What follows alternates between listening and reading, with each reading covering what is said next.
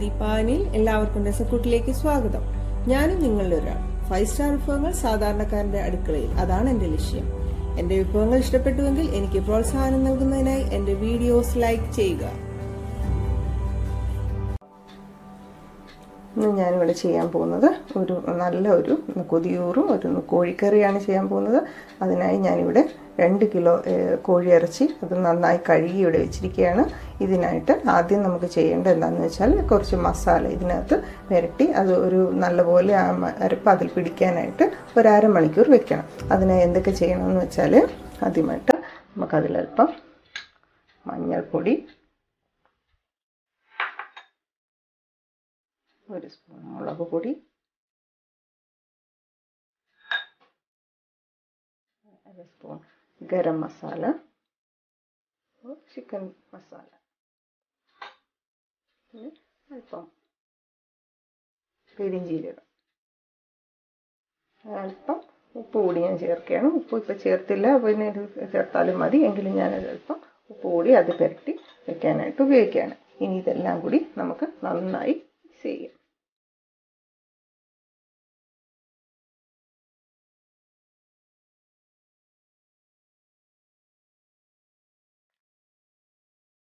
നല്ലതുപോലെ ഇതിൽ മസാല നല്ലതുപോലെ പിടിക്കണം. ഇതിനായിട്ട് നല്ലതുപോലെ ഒന്ന് പുരട്ടി അരമണിക്കൂർ വയ്ക്കുക. അപ്പോൾ ഇറച്ചിക്ക് നല്ലൊരു മസാലയുടെ ഫ്ലേവറെല്ലാം പിടിച്ച് നല്ലൊരു രുചി കിട്ടുന്നതായിരിക്കും.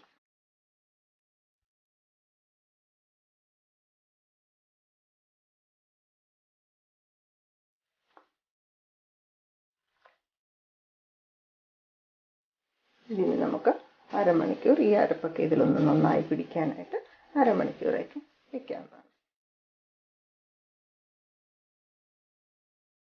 ഇതിലേക്ക് ഞാൻ അല്പം വിനീഗർ, അതായത് വിനാഗിരി കൂടി ഞാൻ ചേർക്കുന്നുണ്ട്. നിങ്ങൾക്ക് നാരങ്ങ നീര്, വിനാഗിരി ഏത് വേണമെങ്കിലും ചേർക്കാം. അതുകൂടി ചേർത്ത് വെച്ചാൽ ഇറച്ചിക്ക് ഒരു നല്ലപോലെ ഒരു ഇറച്ചി വീണ്ട് നല്ല ഒരു ഇത് കിട്ടുന്നതാണ്. അതിനുവേണ്ടി ഞാൻ അല്പം വിനാഗിരി കൂടി ഇതിനകത്ത് ചേർക്കുന്നുണ്ട്. ഇവിടെ ചേർത്തതിന് ശേഷം വേണം നിങ്ങൾ അരമണിക്കൂറായി അത് ഒന്ന് അരപ്പ് പിടിക്കാനായി വെക്കേണ്ടത്.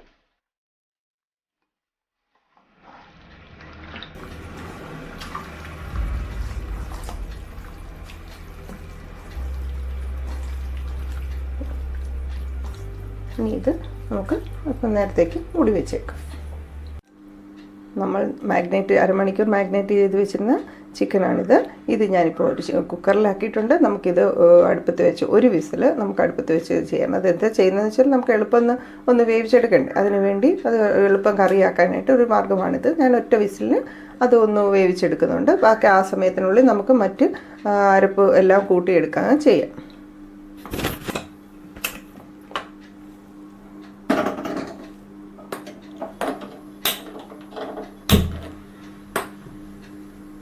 ഇനി നമുക്ക് ഇതിൽ ചേർക്കേണ്ട ഇൻഗ്രീഡിയൻസ് എന്തൊക്കെയാണെന്ന് ഞാൻ പറയാം. നമ്മൾ ഇവിടെ വെളുത്തുള്ളി ഇഞ്ചിയും പേസ്റ്റാക്കി വെച്ചിരിക്കുകയാണ്. അതായത് ഒരു 5-8 വെളുത്തുള്ളിയും കുറച്ച് ഇഞ്ചിയും ഞാനിവിടെ ചെറുതായി ഒന്ന് ചായച്ചതാണ്, അല്ലാണ്ട് അരച്ചതല്ല. ഇത് ഒന്ന് ചായച്ച് വെച്ചിരിക്കുന്നതാണ്. പിന്നെ മല്ലിപ്പൊടി, മുളക് പൊടി, മഞ്ഞൾപ്പൊടി ഇത് വേണം. പിന്നെ വേണ്ടത് വലിയ സവാള, ഒരു 6 സവാള അരിഞ്ഞതാണ്. കുറച്ച് കൊച്ചുള്ളി നമുക്ക് ചേർത്താൽ ഒന്നുകൂടി രുചിയായിരിക്കും. അത് നിങ്ങളുടെ ഇഷ്ടം, വേണമെങ്കിൽ ചേർക്കാം. കുറച്ച് കറിവേപ്പില, ഒരു 4 പച്ചമുളക് നല്ല എരിവുള്ളതായതുകൊണ്ട് ഞാൻ 4 എണ്ണമാണ് എടുത്തിരിക്കുന്നത്. നിങ്ങൾക്ക് ആവശ്യാനുസരണം എടുക്കാവുന്നതാണ്. പിന്നെ അല്പം ഗരം മസാല പൊടിച്ചത് അതും വെച്ചിട്ടുണ്ട്. തക്കോലവും എല്ലാം, ഗ്രാമ്പൂ ഇവയെല്ലാം പൊടിച്ചതാണ്, അതും വെച്ചിരിക്കുന്നുണ്ട്. ഇനി നമുക്ക് എങ്ങനെയാണ് ഇത് പ്രിപ്പയർ ചെയ്യുന്നതെന്ന് നോക്കാം. ആദ്യം ഒരു 3 സ്പൂൺ വെളിച്ചെണ്ണ, അത് ഞാനിവിടെ നല്ല വെളിച്ചെണ്ണയാണ് എടുത്തിരിക്കുന്നത്. 3 സ്പൂൺ വെളിച്ചെണ്ണ ഒഴിക്കുക. വെളിച്ചെണ്ണ ഒന്ന് ചൂടായി വരുമ്പോൾ നമുക്ക് അതിലേക്ക് 2-3 തണ്ട് കറിവേപ്പില ഇട്ട് കൊടുക്കാം.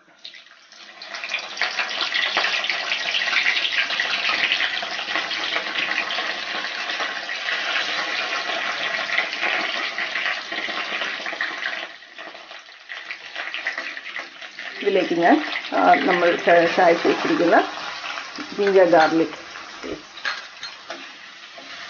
അടുത്തൊന്ന് ഇളക്കി കൊടുക്കാം.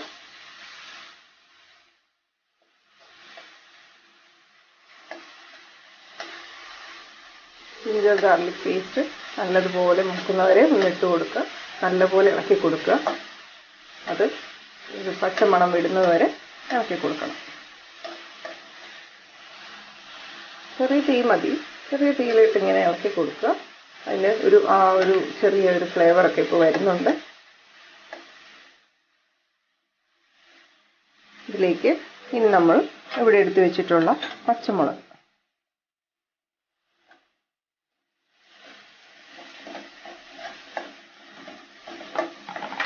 നോൺ സ്റ്റിക്ക് ഒന്നും അല്ലാത്തതുകൊണ്ട് നല്ലപോലെ ഇളക്കി കൊടുക്കണം. നോൺ സ്റ്റിക്ക് വെച്ചാൽ ഇത്ര ഇളക്കേണ്ട വരില്ല. പക്ഷെ നമ്മൾ സാധാരണ ചീനച്ചട്ടിയിലാണ് ചെയ്യുന്നത് ഞാൻ. അതുകൊണ്ട് ഇച്ചിരി നല്ലപോലെ ഒന്ന് ഇളക്കി കൊടുക്കുക. അല്ലെങ്കിൽ അത് അടിയിൽ ഇങ്ങനെ പിടിച്ചു വരും. ശ്രദ്ധിച്ച് ഒന്ന് ചെയ്താൽ മതി.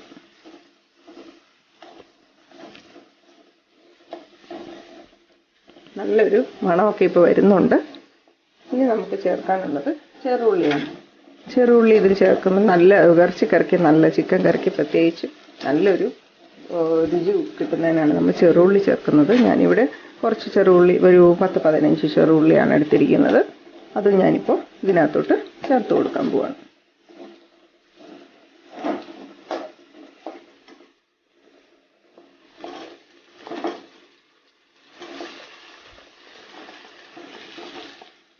ചെറുള്ളി നിങ്ങൾക്ക് ആവശ്യമെങ്കിൽ മാത്രം ചേർത്താൽ മതി. ഇല്ലെങ്കിൽ സവോള ചേർത്ത് ചെയ്യാവുന്നതാണ്. അതിനുശേഷം ഇത് നന്നായി ഒന്ന് ഇളക്കി കൊടുക്കണം.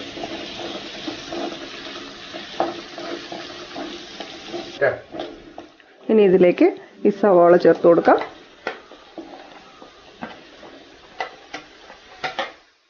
ഒരു 6 സവാളയാണ് ഞാനിവിടെ ഉപയോഗിച്ചത്. നിങ്ങൾക്ക് ചെറിയ സവാളയുണ്ടാണ് ഞാനിത് 6 എടുത്തത്. നിങ്ങൾക്ക് 5 ആയാലും മതിയാകും.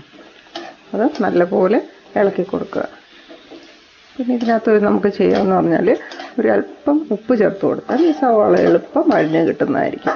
അത് നിങ്ങൾക്കൊരു ഇതിനകത്ത് ചേർക്കാവുന്ന ഒരു പൊടിക്കൈയാണ്.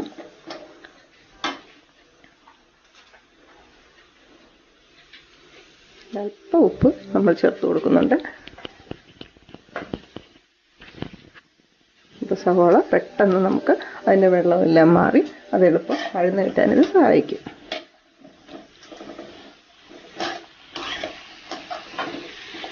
സവാള നല്ലതുപോലെ വഴറ്റിയെടുക്കണം. അതിൻ്റെ പച്ചമണമെല്ലാം മാറി വരുന്നവരെ നമ്മൾ നല്ലതുപോലെ വഴറ്റുക. നല്ലൊരു ബ്രൗൺ കളറാവുന്നത് വരെ വഴറ്റി കൊടുക്കുക.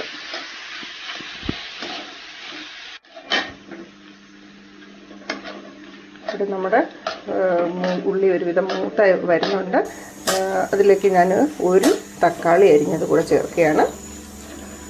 കൂടെ ചേർത്ത് നമുക്ക് നന്നായി വഴറ്റിയെടുക്കാം. തേങ്ങ ഒന്നും നമ്മൾ ചേർക്കുന്നില്ല. നമുക്ക് തക്കാളി ചേർക്കുമ്പോൾ ഇതിനൊരു നല്ല അരപ്പ് കിട്ടാനായിട്ട് വേണ്ടിയാണ് ഇത് ചേർക്കുന്നത്.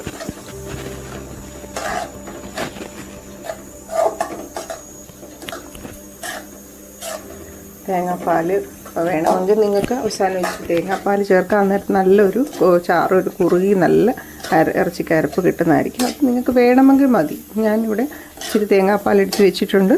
അത് നിങ്ങൾക്ക് ഞാൻ അവസാനം എങ്ങനെയാണ് ചേർക്കുന്നതെന്ന് കാണിച്ചു തരാം. ഇത് നല്ലതുപോലെ ബ്രൗൺ കളറാകുന്നത് വരെ വഴറ്റി കൊടുക്കുക. അപ്പോൾ നമ്മുടെ മസാല ഒരുവിധം റെഡിയായിക്കൊണ്ടിരിക്കുകയാണ്. ഉള്ളി നല്ലതുപോലെ വഴന്ന് വന്നിട്ടുണ്ട്. അപ്പോൾ നമ്മുടെ സവാള നല്ലതുപോലെ വഴന്നൊരു ബ്രൗൺ നിറമൊക്കെ ആയിട്ടുണ്ട്. ഇനി ഇതിലേക്ക് നമുക്ക് പൊടികളെല്ലാം ചേർത്ത് കൊടുക്കാം. ആദ്യം മഞ്ഞൾപ്പൊടി, ഒരു 1/2 ടീസ്പൂൺ മഞ്ഞൾപ്പൊടി ചേർത്ത് കൊടുക്കാം. ഞാൻ ആദ്യം മഞ്ഞൾപ്പൊടിയാണ് ചേർക്കുന്നത്.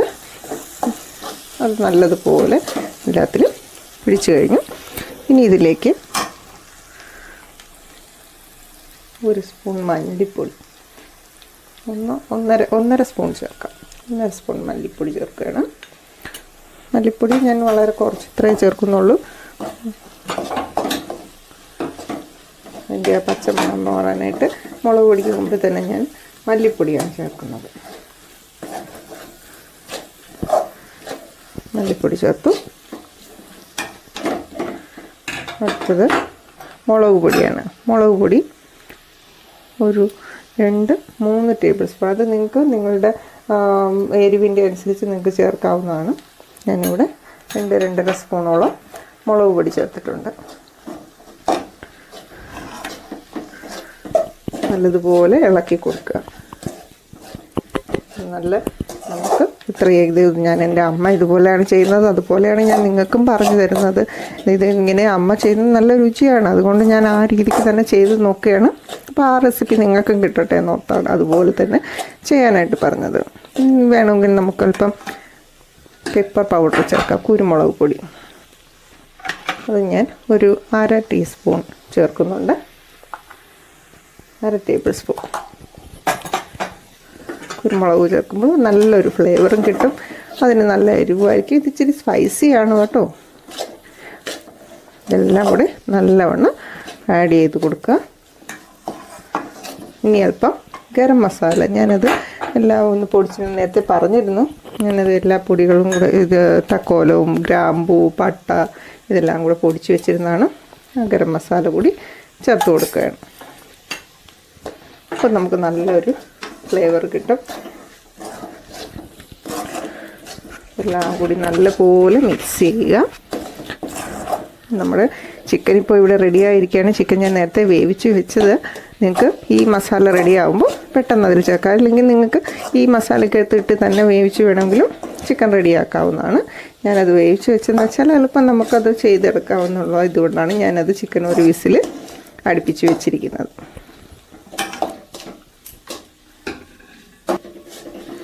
ഇപ്പം നമ്മളുടെ മസാല നല്ലോണം മൂത്ത് വരുന്നുണ്ട്. നിങ്ങൾക്ക് ഞാൻ ചേർത്തൊക്കെ കണ്ടായിരുന്നല്ലോ അല്ലേ. ഞാൻ സവാള മൂത്ത് കഴിഞ്ഞ് നമ്മൾ ചേർത്ത പൊടികൾ മഞ്ഞൾപ്പൊടി, മല്ലിപ്പൊടി, പിന്നെ മുളക് പൊടിയും അല്പം പെപ്പർ പൗഡർ, കുരുമുളക് പൊടി, പിന്നെ ഗരം മസാല പൗഡർ, ഇതെല്ലാം കൂടെ ചേർത്ത് നല്ലതുപോലെ അതിൻ്റെ ആ പച്ചമണം മാറുന്ന വരെ കൊടുക്കണം.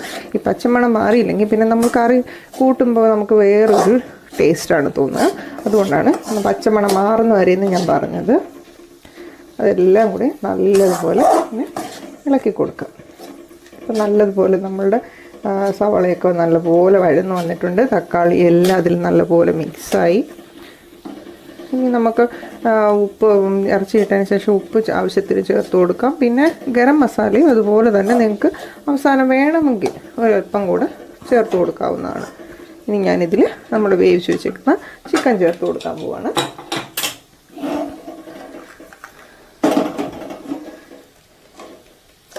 ചിക്കനിൽ നല്ല വെന്ത് കഴിഞ്ഞപ്പോൾ നല്ല അതിൻ്റെ ആ വെള്ളമൊക്കെ ഇറങ്ങിയിട്ടുണ്ട്. ആ വെള്ളത്തിൽ തന്നെയാണ് നമുക്ക് ആ അരപ്പ് ഇത് ചെയ്യേണ്ടത്. പിന്നെ വേറെ പ്രത്യേകിച്ച് ചിക്കനിൽ വെള്ളം ചേർക്കേണ്ട ആവശ്യമൊന്നുമില്ല. ആവശ്യത്തിനുള്ള വെള്ളം ഇതിലുണ്ട്. ഇനി തീ നല്ലതുപോലെ കൂട്ടി വെച്ച് കൊടുക്കുക. ചിക്കൻ ഒരുവിധം വെന്തതായതുകൊണ്ട് നമുക്ക് എളുപ്പം ഇത് തയ്യാറാക്കി എടുക്കാവുന്നതാണ്. ഇതെല്ലാം അരപ്പെല്ലാം നല്ലപോലെ ചിക്കനിൽ പിടിക്കാനായിട്ട് നല്ലപോലെ ഒന്ന് മിക്സ് ചെയ്ത് കൊടുക്കുക.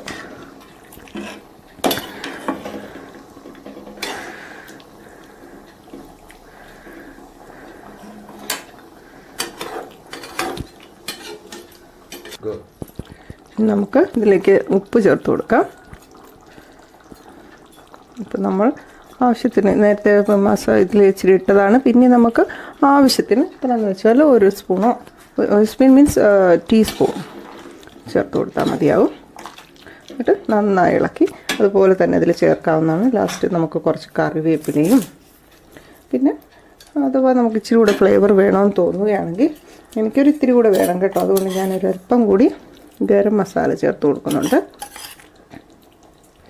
നല്ലൊരു ഫ്ലേവർ കിട്ടും. അപ്പോൾ നമുക്കിതെല്ലാം കൂടെ ഒന്നുകൂടി ഒന്ന് മിക്സ് ചെയ്യാം.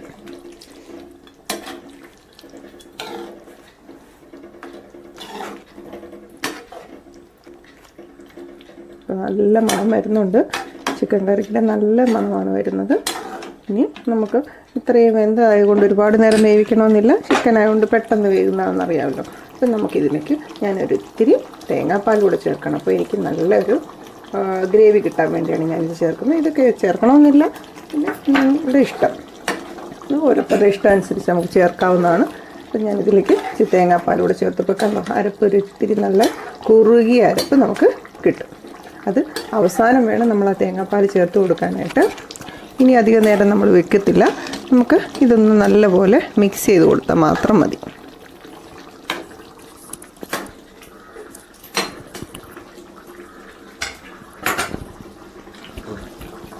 അങ്ങനെ നമ്മളുടെ ചിക്കൻ കറി നല്ലപോലെ തിളച്ചു, നല്ല മണം വരുന്നുണ്ട്, നല്ല രുചിയുണ്ട്. നിങ്ങളും ഇതുപോലെ തന്നെ വേണം ചെയ്ത് നോക്കാനായിട്ട്. ഈ റെസിപ്പി അതുപോലെ തന്നെ ചെയ്യുകയാണെങ്കിൽ നല്ലൊരു ചിക്കൻ കറി, നല്ല നാടൻ ചിക്കൻ കറിയുടെ ടേസ്റ്റൊക്കെ ഉണ്ട് ഇതിന്. ഇപ്പോൾ കണ്ടോ, ഇതിന് എണ്ണയൊക്കെ തിളച്ച് പൊങ്ങി വരുന്നുണ്ട്. ആ എണ്ണ തെളിഞ്ഞ് കഴിയുമ്പോൾ നമ്മളുടെ കറിയും നല്ല പാകമായി എന്നാണ് അതിൻ്റെ അർത്ഥം. ഓക്കെ, കാണാനും നല്ല ഭംഗിയില്ലേ? അപ്പോൾ നമ്മളുടെ ചിക്കൻ കറി ഇങ്ങനെ റെഡിയായി. ഇത് നമുക്ക് ചോറിൻ്റെ കൂടെയോ പൊറോട്ടയോ ചപ്പാത്തിയോ കുബൂസോ എന്താണെന്ന് വെച്ചാൽ അരിപ്പത്തിരി ഇതിൻ്റെ കൂടെ എല്ലാം ചേർത്ത് കഴിക്കാവുന്നതാണ്. എല്ലാത്തിനും പരുവത്തിലുള്ള ഒരു കറിയാണിത്. നിങ്ങൾ ട്രൈ ചെയ്ത് നോക്കുക. നമ്മുടെ ചിക്കൻ കറി റെഡിയായി. ഇനി നമുക്ക് ഇതൊരു ബൗളിലേക്ക് മാറ്റാം.